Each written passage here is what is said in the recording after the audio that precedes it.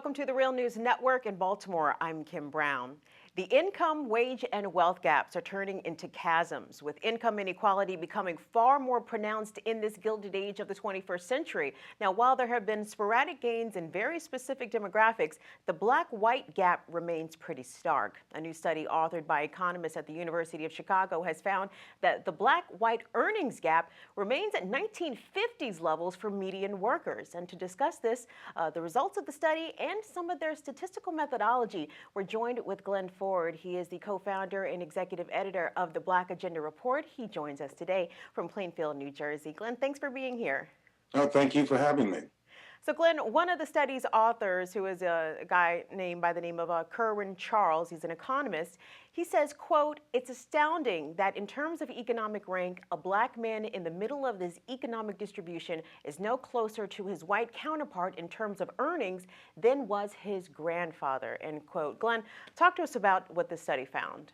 Yeah, that is something. You know, smart Alex will say it's not your grandfather's economy, but if you're a black man, in some ways, you are living your grandfather's economy at the bottom of the scale. That study done by these two researchers was based on federal data that's been gathered from 1940s or so, all the way through the Great Recession.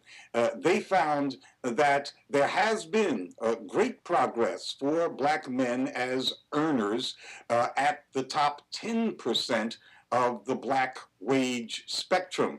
And for this relatively small group, the earnings between blacks and whites has narrowed considerably. In fact, there's only a few percentage points between them, but that's only for that 10%. For most blacks, for black men at the base of the pyramid and in the middle of the pyramid, there's been no change relatively compared to white men.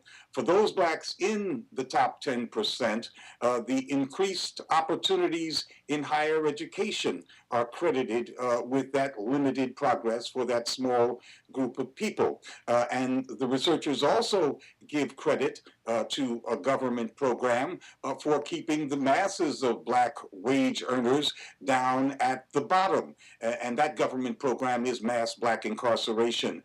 They blame much of this 60 years of stagnation in the wage differential between blacks and whites on the incarceration of millions of black men, and also, of course, on the collapse of manufacturing, which really harmed a prime source of jobs for blue-collar black men.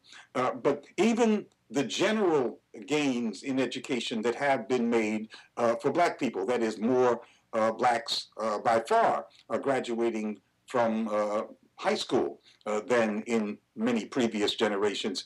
Even that has not changed the fact that black unemployment, for example, is stuck at 2 times the level of whites, and has been so certainly since the mid-60s.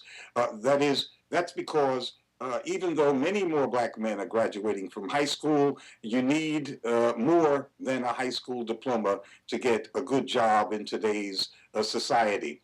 One of the interesting things about this study is that they used a methodology in which they assigned the value of 0 to those men who were not making an economic contribution. And of course, everybody in prison got zeros, and also, of course, folks who were unemployed. The black brothers who have stayed rooted at the bottom for the last 60 years are far more numerous. There are far more zeros in the black side of the column than there are in the white side of the column. And all of this tends to confirm the analysis of many of us in the black left who maintained that black labor has become superfluous in the U.S. economy, that the U.S. economy does not need black labor anymore, and that only encourages the rulers of this country to treat the entire black presence in the United States as a problem, and that they respond to this problem with more black mass incarceration and more police oppression. Now, in terms of how the black community itself deals with this problem, it's kind of obvious. The black family becomes more dependent upon women. There are less zeros on that side of the column as well. And there's another new study that just came out, which shows that 70% of black women are the sole or primary breadwinner in their family. For white women, the figure is only 37%.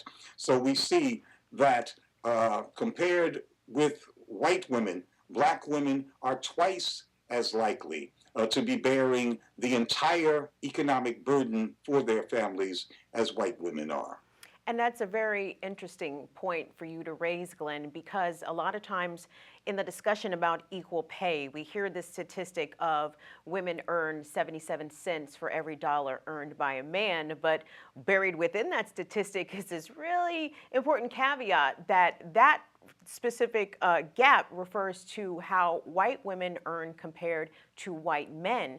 When you factor in what black women and Latina women earn comparatively to white men, I believe that number falls down into the 60-cent range for black women and 50-some cents for Latina women as compared to what a white man earns per every dollar. So as you said, that black women are overwhelmingly the head of household, so it's quite obvious that black women are being grossly underpaid compared to their white counterparts and are oftentimes shouldering the entire burden financially for that household.